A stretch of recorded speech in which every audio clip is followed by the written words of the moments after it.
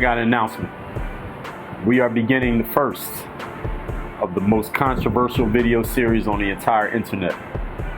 Top 5 players at every position in the NBA, 2017 edition. Let's get into it.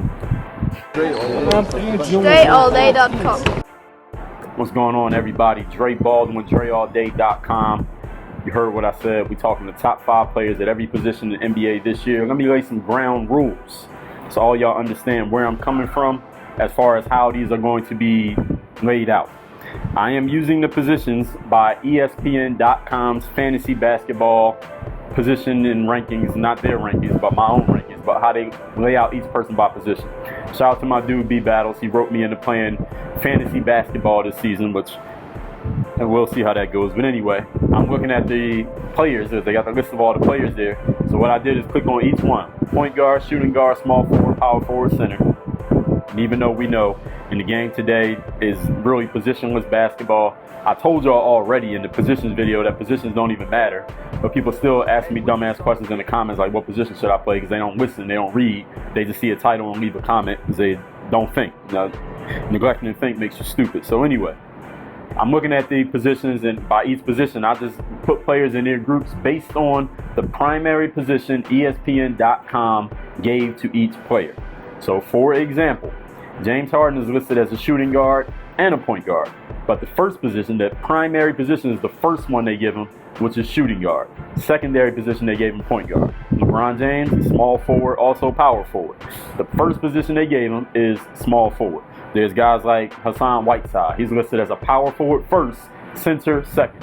So whether you agree or disagree with what actual position a player plays, does it really, overall, don't really matter. I think as far as these rankings are going to go, I don't think it's going to really bother the way that this goes anyway. But just so y'all know that, so nobody comes in. I know despite the fact that I said that somebody's going to come in like the small forward video, like, this guy's a power forward. Listen, I'm saying it now. So anybody who's going to be dumb, y'all correct them. If they come in the comments and say something dumb, make sure y'all correct them on my behalf, please. So that's the number one thing. And I've said already in the position video, positions don't matter. But since we want to squeeze 5 videos out of this, we're going to talk about positions. Positions going to matter just for the sake of this discussion. And I think all y'all would appreciate that. So let's get right into it. Top 5 players at every position in the NBA 2016. We are starting with the point guards. I think this is the position that offers the most conversation, most discussion, the most differing opinions, and I think with good reason. Looking at this position compared to all the other positions, this is definitely the most hotly contested position. But let's get right into who, what, when, where, why, and how. Number 1 point guard in the NBA, and this is going into this season, of course, factoring in last season and everything else that I know, in my opinions. This is going into 2017. Top point guard in the NBA, Stephen Curry, Golden State Warriors. He has to be ranked as the top point guard. Now, there are a few other point guards who I think had a chance to stake claim to this position. A couple others who I think had a chance to stake a claim to this position. Let's talk about those guys. Chris Paul was one. The thing is, with Chris Paul, he hasn't gotten his team out of the second round. Now, I know that's not all on Chris Paul. There's a great article written on TheRinger.com, Bill Simmons' site, that talks about Chris Paul, and it goes over his stats historically throughout his career. The only point guards at the same level as Chris Paul are Magic Johnson, Clyde Frazier, John Stockton. It was Oscar Robertson. Chris Paul is a surefire Hall of Famer.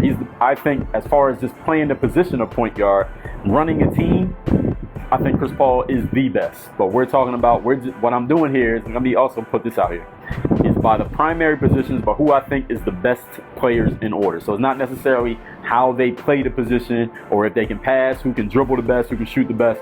I don't really care about that. I'm not making a video who got the best handles. How the fuck do you even, how do you quantify that? And who the hell cares anyway? The point is to win games. On that note, Stephen Curry is the best point guard in the league because Stephen Curry has won MVP twice in a row. He deserved it both times. Stephen Curry has won a championship and he wasn't even the MVP when they won the championship. But Steph Curry's won the championship as the best player on his team.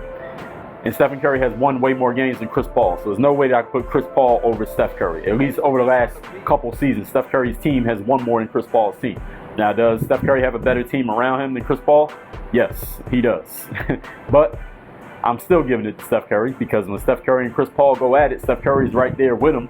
I mean, it's not like Chris Paul is just destroying Steph Curry. Not that Steph Curry's destroying Chris Paul, but I got to give it to Steph Curry. I'm giving it to him. He took his team to the finals. He was the best player on the Warriors going to the NBA finals, even though they didn't win. I mean, Steph Curry's the best point guard in the league. I'm just putting it there. And as I talk about these other guys, I'll give you reasons why they are not the best point guard. Now, another guy who could possibly go in front of Steph Curry is Russell Westbrook. I think there's definitely a very good argument for Russell Westbrook going in front of Steph Curry.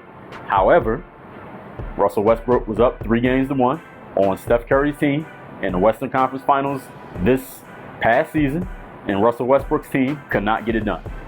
Now, of course, Klay Thompson had the great game. The Warriors have other players. The Thunder have other players.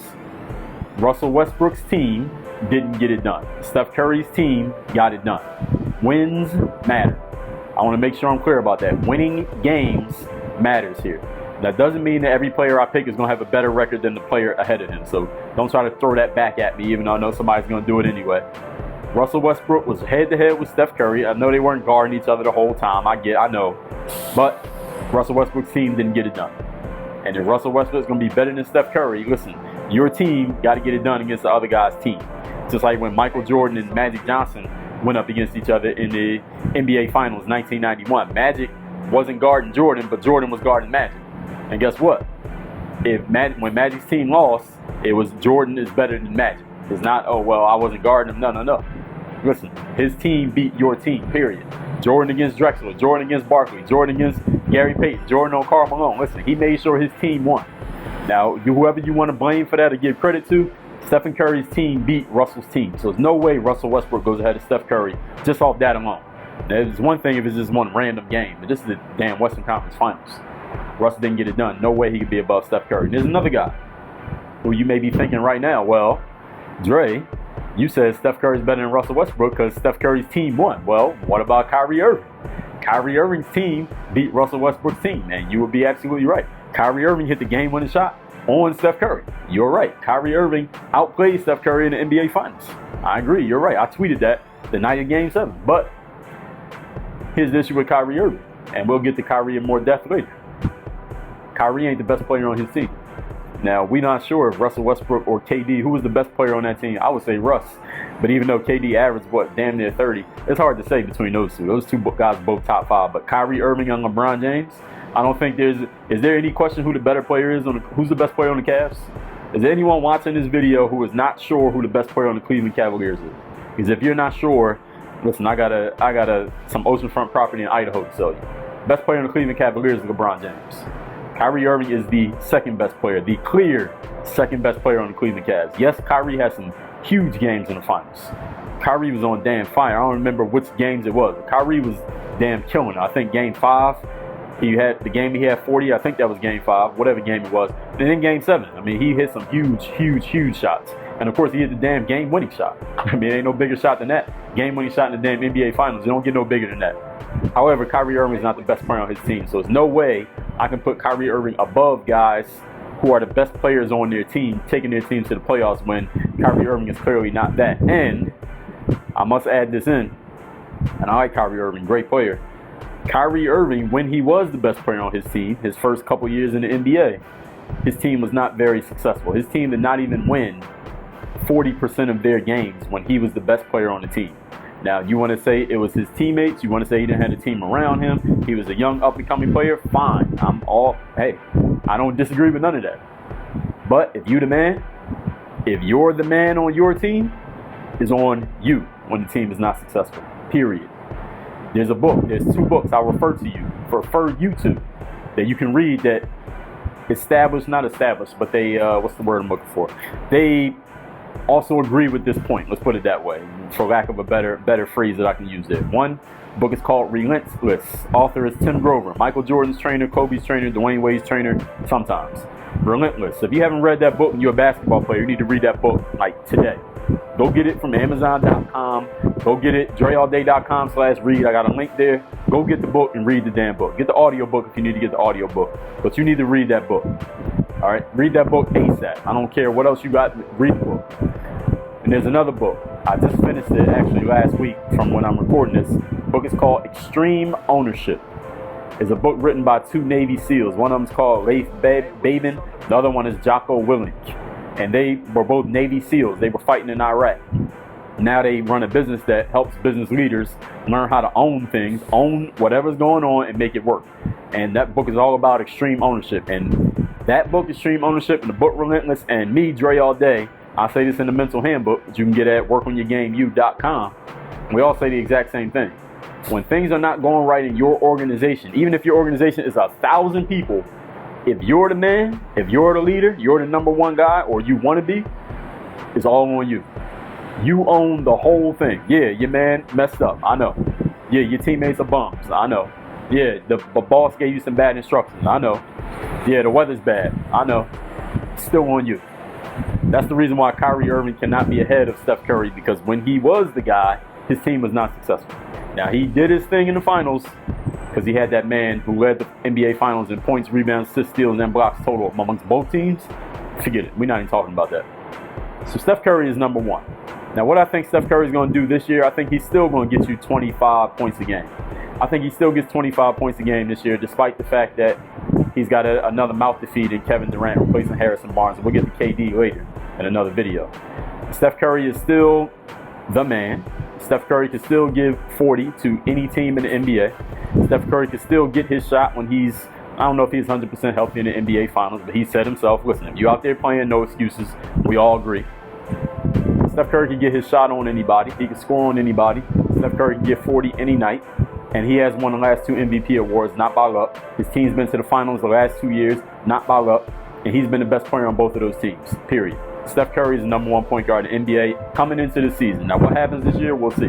But he is number one. Number two, we already talked about this guy. Russell Westbrook is number two. Russ is number two because I think the guy is, as far as freaks of nature go, as far as a guy who could pretty much dominate damn near every facet of the game, Russell, I mean, he don't block too many shots, and I don't know how great of a one-on-one defender Russell is or how interested of a defender he is on D. But other than that, Russell Westbrook is second to LeBron James in terms of just being everywhere at the same time and doing it explosively and also in an exciting way. There are other players who are in a lot of places, they're just not that exciting as Russell Westbrook.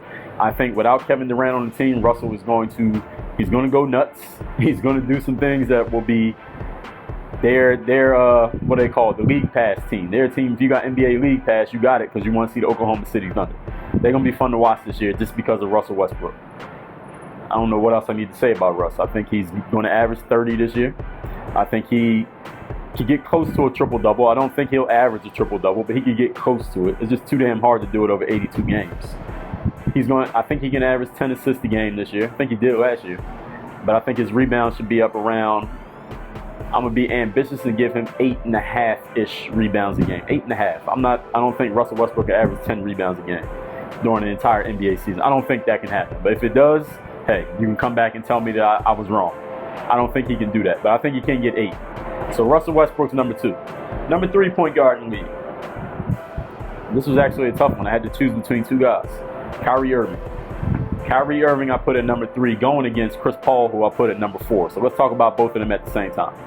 Chris Paul, first of all, stats-wise, if you just look at his statistics, and we talking the advanced stats, what's the other numbers that there's another phrase that they use, I can't even remember what it is, it'll come to me in a minute. But those advanced stats, not just the regular stats, points, rebounds, assists, percentages, but the advanced stats like win shares, the efficiencies, all of that stuff, wins above replacement player. Chris Paul is Hall of Fame, like Magic Johnson, Oscar Robertson level in those stats. It's ridiculous. Chris Paul is the man. But Chris Paul's teams ain't winning. And I know. Listen, DeAndre Jordan can't make a free throw and can't make a basket outside of 2 feet from the rim.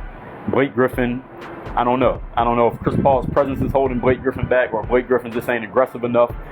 And the rest of the Clippers team, we talked about that in the Clippers preview. Actually, that video may or may not be out by the time you see this. But the Clippers are just, their GM is inept. Their GM needs to be fired. The problem is their GM is also their coach. His name is Doc Rivers. He's a terrible general manager. He just gave like $40 million to Jamal Crawford. And listen, Jamal Crawford's great, but come on. Jamal Crawford, $20 million to his son. Austin Rivers, like they're not a good team. The Clippers don't have a good team. They have some great players. DeAndre's an all-star. Blake's a superstar. Chris Paul is a superstar. Those 3 guys, and then you put a bunch of spare parts around them, can make the playoffs, and that's what they keep doing. Chris Paul has not had a proper team around him in a long time. It's been a long time since he's had the last time he had a proper team was when he was in New Orleans, and they weren't that great, but they were it was put together the right way. They just weren't that good, and they lost. I think they lost to the Spurs in Game 7. They had lost to them. But Chris Paul, stats-wise, running the team-wise, is the best point guard in the league. Stats-wise and running a team-wise. But this ain't the running a team rankings. This is the best player, period, rankings per position. But I put Kyrie Irving above Chris Paul simply because Kyrie Irving won a championship this past year. Kyrie Irving's been to the finals 2 years in a row, even though he's the second banana. And Kyrie Irving hit the game-winning shot over the number 1 guy. I'm factoring that in. I'm factoring in Kyrie Irving's finals performance alone. His finals performance alone puts him ahead of Chris Paul. That's the only reason I'm putting him ahead of Chris Paul, because of his finals performance and that ring he got. Chris Paul, I think you swap teams. I don't even know how it works, because Chris Paul and LeBron, they both need the ball a lot to do their thing. I'm not sure those two could work together on the same team. Not the same way Kyrie and LeBron. It'd just be different. Chris Paul, I think, is, if you put Chris Paul on a team with a bunch of scrubs and you put Kyrie Irving on a team with a bunch of scrubs, I think Chris Paul's team will perform better than Kyrie Irving's teams. I think Chris Paul is a better leader than Kyrie Irving. Chris Paul is a better leader than Kyrie Irving. Chris Paul is better at galvanizing his teammates to do what he wants them to do than Kyrie Irving. And I think we have a lot of proof of this. But Kyrie's Game 7 performance, his finals performance in general, gives him the nod over Chris Paul for now. Number 5, point guard in the league, Damian Lillard, Portland Trailblazers. I don't even remember what rankings I put last year. I would have put Damian Lillard above Kyrie Irving if Kyrie hadn't done what he did in the NBA Finals. But again, Kyrie's finals performance gives him a bump over these other guys. It doesn't give him a bump over Russell Westbrook, because I think Russ is was the best player on the Thunder last year, despite being on the team with a guy like Kevin Durant. And I think Russ is more of a leader than Kyrie Irving. I think Damian Lillard is more of a leader. Actually, I think all 5 of these guys have better leadership qualities than Kyrie Irving. I think they're all better leaders than Kyrie Irving, all 4 of them. However, you ain't got to have leadership qualities to be a damn good basketball player. And Kyrie Irving got some damn skills. And we've seen that in the NBA Finals. Yes, we did. Damian Lillard, I think, is a, number 1, better leader than Kyrie Irving. I think he can, if you do the same thing, give Damian Lillard a team of scrubs, Kyrie a team of scrubs, Damian's team is going to be better. I think he more owns what's happening with his team. He is the number 1 guy on his team. That franchise is built around him, and he's shown that he can do it. Even without LaMarcus Aldridge, he left. They picked up guys who were not as good as LaMarcus, good role players, solid team they put around him, and they went to the second round. Even though, and I talked about this in the Portland video, only reason they went to the second round was Chris Paul got hurt. Chris Paul better than Damian Lillard. Only reason they went to the second round was Chris Paul broke his hand. Chris Paul doesn't get hurt, Portland loses in the first round, guaranteed. No way Portland beats Clippers with Chris Paul in the first round. No way. That's why Damian Lillard is number 5 and Chris Paul is number 4. What else I got to say about Damian Lillard? I think he is still in that second group of point guards. When you talk about point guards, you got Curry, you got Russ, you got Chris Paul, you got Kyrie get talked about. And Damian Lillard he's top 5, but I think he's in that next tier of guys. Like they're not bringing him up as much as they bring up the other guys. Some of that's small market, but some of that's also he just doesn't get. I think he has a chip on his shoulder. Let's put it that way. I think Damian Lillard plays with a chip on his shoulder, and I respect that. That's something that people will follow. That galvanizes teammates. People will follow a guy like that. People will follow a Russell Westbrook. They'll follow a Chris Paul. He plays with that chip on his shoulder. They'll follow a Damian Lillard. I'm not sure how many people follow Kyrie Irving. I think as fans, we follow. I'm not sure how many players could be on a team with Kyrie and follow him. Like, he's our leader. I don't think he's ever been in that. I don't think he's ever really been that guy. I don't think that's who he is. And that's okay. Now, that doesn't mean there's anything wrong with him. But I'm just telling you how I see these players. Damian Lillard is the man in Portland. That franchise is built around him. He got a running mate now in C.J. McCollum. I think Portland, they got to earn themselves a second round appearance this year. They got to earn it. Last year they kind of got gifted it when Chris Paul broke his hand. So Damian Lillard, if you're watching this, listen. Now here's another chip on your shoulder right here. Be saying that y'all only won because Chris Paul got hurt. So those are my top 5. Let me give you a couple honorable mentions. 3 guys I'm going to give honorable mention to. And anybody I didn't mention, you let me know I was wrong. Honorable mention, Kyle Lowry, John Wall, Isaiah Thomas. Boston Celtics Isaiah Thomas, not the retired Isaiah Thomas. Kyle Lowry, John Wall, Isaiah Thomas. Isaiah Thomas is doing his thing in Boston. He found the right home. He's kind of the man there. They got Al Horford, but I still think Isaiah Thomas is the man in Boston. I think Boston can be a second-round playoff team this year. If you didn't see the preview, might be out now, might not. I'm recording this while the previews are still coming out, just so y'all know, full disclosure. So y'all might have seen it by the time this video comes out, you might not. John Wall, let me talk about Kyle Lowry first. Kyle Lowry, him and DeMar DeRozan together, led that Raptors team to the Eastern Conference Finals last year. I think the Raptors might get knocked off this year and get into the Eastern Conference Finals. And I also think there's no way any team's coming out of the Eastern Conference as long as LeBron James is alive, besides the team LeBron James is on. I don't see any team coming out of the East who can beat the Cavs in a series. I don't see anybody doing it. Unless LeBron's injured, I don't see it happening. So I don't see the Raptors going any further with the team that they have. It doesn't take away from Kyle Lowry, but there's only so much you're going to get. Only so much he can do. Only so much two guards can do. They need something else. The Raptors need another piece, but that's not even this conversation. That's in a preview video. And then John Wall. I'm a big fan of John Wall. I think he is a guy who can be more of a leader. I think he's a little bit more of a leader than Kyrie Irving, but he's not a Chris Paul. He's not a Damian Lillard. He damn sure ain't a Russell Westbrook. He's not there yet. His comments this past summer talking about Bradley Beal when Brad Beal got that huge contract that's bigger than John Wall's contract.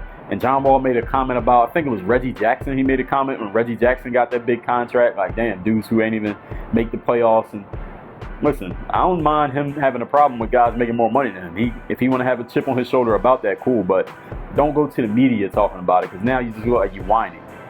Nobody's going to follow somebody who does that. Like, you can't follow a leader who does that. He complains because a leader on a different team is making more money than him. Like, dude, go out there and prove it. Just go out there and prove that you better than him. There was years where people in the league was making more money than Michael Jordan.